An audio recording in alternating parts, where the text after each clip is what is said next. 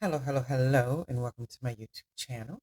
My name is Jameelah, and I'm a master manifester, and I'm sure you are too. You're watching this kind of content. The name of this channel is Manifesting Magic the Practical Way because right now in my life, I'm doing a lot of practicalities.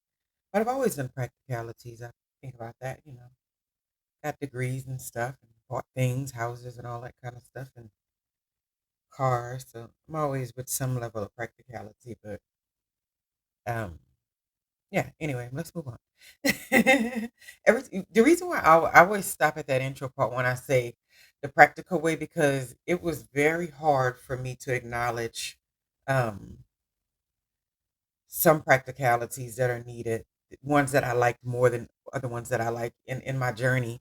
So when I say it, it's still not something that I am joyful about to some degree, right? Because a part of me is just like still waiting, okay, when the practicalities are needed least, that's going to be my favorite time. Like, this is good. But I'm always thinking, like, the days when I don't, this is not necessary, that's not necessary, that's going to be nice, right? Um, Nonetheless, what I'm talking about today is sometimes the length that we go through in order to create a new version of ourselves. So I've done a lot of self help books and professional development conferences, you know, written self-help books, all that stuff.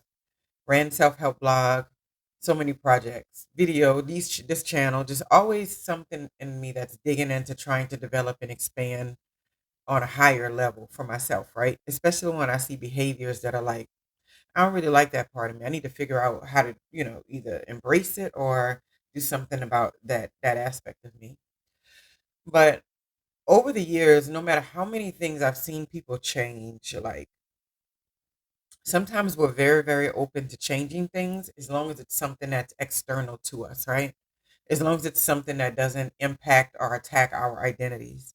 So we'll change our hair color. I'm good for that too, right? We'll change, the type of clothing that we wear. We'll take people out of our lives and we'll be like, oh, and we'll dismiss them and it's like, nah, they don't fit who I am and they don't match where I am in my life or something like that. And that can be valid. And we'll move in a new location, we'll get a new house, we'll switch jobs, we'll travel to a new city, we'll pick up a new hobby, we'll cut off one sibling and start talking to another sibling, whatever, whatever, whatever. We spend a lot of time changing a lot of external factors in our lives, but rarely are we um, fixated on the idea of changing our thinking, right? Because in changing our thinking, we can cut off all of those issues in our lives at the pass, right? We can cut them off because our foundation is what it's supposed to be. So everything that's trying to sprout from it and come from it and attach to us on a very shallow level, if our foundation is solid, meaning our thinking is where it's supposed to be, none of these outside factors can take us down or bring us into a negative space without us fully knowing that we're allowing this to happen, right? So, this has been something I've dealt with several times in my life, especially as it relates to trying to get people to see me. Because you ought to know yourself and you got to know that you have these common ways that you handle certain problems or certain things. We do work on a lot of patterns, right?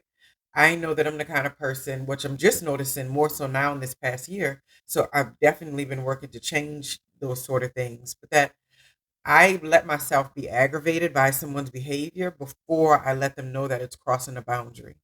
So I've been learning to say, hey, wait, you're crossing a boundary. I'm not aggravated by it, but I'm just letting you know before I get to the point of where I'm already in frustration and aggravation. And now I just want to get rid of the person altogether or just get rid of the situation. So that's something that I've been truly, really, really working on. And I've been fixing in so many ways. Like I see it real clearly when I'm in places and I'm just like, oh, good job with advocating for yourself because it was a new way of thinking. I had to figure out a new pattern so that I didn't find myself always wanting to get rid of people, always wanting to try to get out of a situation. Now, some people and some situations are worth leaving and being out of, but there are some that in that particular moment, it's just not a real good option, or it's just not something that you truly overall want to get rid of. So you have to learn how to come back to your own thinking and think, in what ways am I creating this negative experience for myself? And in what ways in my thought process, these patterns that I have already created in the ways that I interact with the people in the world, that I can address in order to make all of this stuff a little bit better, right? Because even if you see a theme in your life, that's a really good one. Another theme that I've seen a lot in my own life is always this feeling of somebody's holding me back, right? And I talk to people and I hear this in their content, in their conversation. And I think that's why it was so important for me to write that book, Stop Waiting, because I wanted to explore the idea of why we always think that there's some type of outside entities that's stopping us from having peace, that's stopping us from having happiness, that's stopping us from having freedom, when it's just not the case. We can tap into those things at any given time. But I do feel there are environments that are more favorable to feeling your best in those areas. But it doesn't mean that the peace and the freedom and the happiness can't be achieved when you're not in the most optimal environments, right? Um, and so we'll see these themes and these patterns of thinking show up in ourselves. Yet I see so often and so many times in so many environments, even on some of my most favorite YouTube channels and stuff, where the external factors are always given the majority of the attention. It's like 80% of the energy is going out to how to handle these people and places and things in your life, as opposed to only 20% maybe going to how do I change my thinking? Because this right here does not seem to be working in my favor, right? Or in this particular situation, how do I shift my thinking so that I can see this differently in this particular situation? Because I desire to do so, right? It's just not going to magically happen. So I guess my message today is that don't spend so much time trying to adjust the external circumstances. As above, so below. When something is happening inside of your immediate vicinity, it is so clear to us, the pieces of us on the inside that have conflict with it. But what we normally do is say, because I'm feeling conflicted on the inside, let me go get rid of all these things on the outside that's creating this conflict, right? That's the reason for arguments. That's the reason for people shooting and killing people and anger and all. They're like, I don't want to work on the trigger and the anger and the animosity inside of me. I'd rather just get rid of this object that's representing it, that's right in my face. And I'm going to say it till the cows come home. There's nothing that you can get from the outside from other people that you can't supply yourself with, bottom line. And that doesn't mean go live a life of a hermit, go live a life of a recluse, go live a life where you don't enjoy and have a desire for other people. But any type of needy codependency related to something that needs to be changed on the outside about other people, it's always in the wrong direction. And even if someone appeases it, it's like people can do you the best favor in the world, not appeasing that part of you, not appeasing something that you just want them to do or change or make different so that you can be happy. They really do you a big favor. But it's kind of like um a catch what do they call it? A double-edged sword. I'll say that better because I can't even remember what the other phrase is. Is it a catch 22 or something? I guess. But a double-edged sword, because when we don't give in to giving people around us these particular things that they're looking for, the human nature is still going to seek the validity. And if it's learned that the validity or the courage or the freedom or the peace or the happiness can come from the self, it can come from within, it creates less of a need for the people on the outside. So a lot of times I don't think people realize the level of emotional maturity you have to be on to be around people who are completely self-sufficient all the time. Like your company and your presence is truly a bonus all the time. It's never a need. And I think sometimes people don't realize that their rejection sometimes of filling those little gaps for people, and making them feel good, making them feel supported, making them feel whole. It's truly creating a version of that person that may not need it in the future, and that is okay, right? I think sometimes that we don't see the next part of that because our emotional maturity hasn't graduated to that level. And so I see this with my own children, and I look at them and think, oh, let me give them hugs, let me give them kisses, let me make them feel good, because I don't want them going looking for it in the world. There's so many instances to where that is true. But my biggest lesson has always been to them is You're in charge of your own security. You're in charge of your own happiness. You're in charge of your own freedom. You're in charge of your own peace.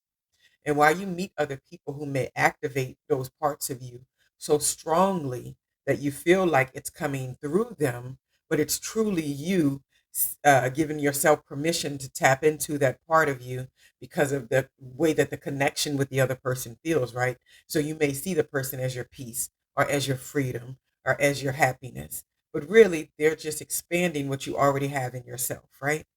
There's nothing that other people can give to us that we can't supply for ourselves because we all come to this world whole. We all have those pieces of us inside of ourselves. It just depends on what's being activated at any given time.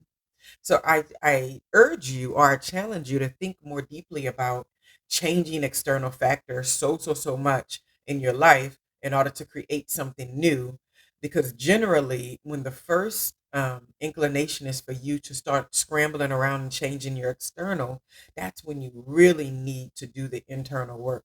That's when the codependency or the neediness or the regret or the bitterness or whatever that is, the discontentment, those things that are inside of you really have to be worked on because there's nothing worse than changing everything about yourself, your hair, losing a whole bunch of weight, you know, getting a husband or something like that, getting a new car, getting a new job, a career, traveling around the world, and then you still find yourself miserable at the end of the day and you find yourself continuing to change the outside trappings, right? It's like, look at the source of that, look at the root of it, and wonder why are these things so important to me? And then dig deeper and think about how can I supply myself with these things so that I am not a burden for other people, but instead a blessing, instead a source of inspiration, a source of beauty, a source of joy. And that's all I got. I hope y'all have a wonderful, wonderful